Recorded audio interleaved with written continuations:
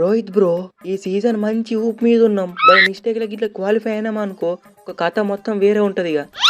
ఏమో బ్రో, ఈ ఐపీఎల్ తర్వాత మళ్ళీ ఎమ్మటే టీ20 వరల్డ్ కప్ కాలబడ్డది. అలా ఏం చెప్తారో ఏమో మన పిల్లలు. రోహిత్ బ్రో, ఈ మ్యాచ్ నా కోసం మీరు ఎట్లయినా గెలవాలి, అప్పుడే మాకు సైడ్ ఎఫెక్ట్ రాకుంటుంటుంది. తమ్ముడు, ఈ సీజన్లో ఎంఐకి నాకు ఎటువంటి సంబంధం లేదు. ఏది కదా అవుతుంది.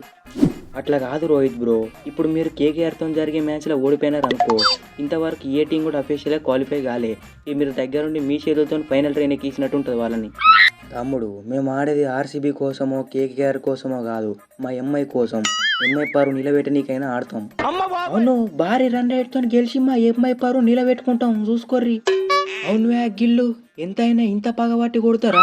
లాస్ట్ ఇయర్ మేము కప్పు లేపినామని ఓపెనింగ్లో సాయి సుదర్శన్ పట్టుకొచ్చి ఇంత ఘోరంగా ఓడిపించినాం. మరి వట్టిదేనా గిల్లిగాని టీం అంటే పిసుకుతాం. వరుసగా రెండోసారి కప్పు లేపుదాం అనుకున్నాం, కానీ మీరేం చేసిర్రు? చేతులకు వచ్చి కప్పుని లేపుకొని పోయి మీ దగ్గర పెట్టుకుంటారు.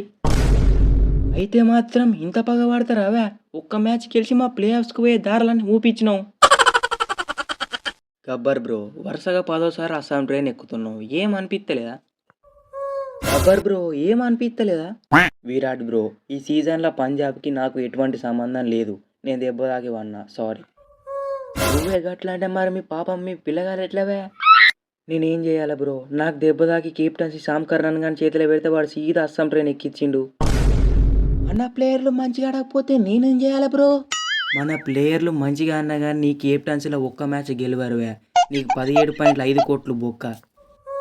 గబ్బర్ బాయ్, ఇక నువ్వు బయలుదేరే సమయం వచ్చింది అనుకుంటా. ఏంది బ్రో మేము బయలుదేరేది? నా ఎమ్మటి గిల్లిగాని టీంని, గా ముంబైని, అవసరమైతే మీ ఆర్సీబీని కూడా వేసుకపోతా.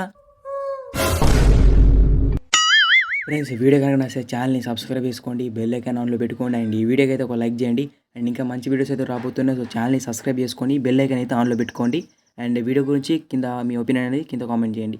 Thanks for watching guys, and next video కలుసుకుందాం. Bye bye.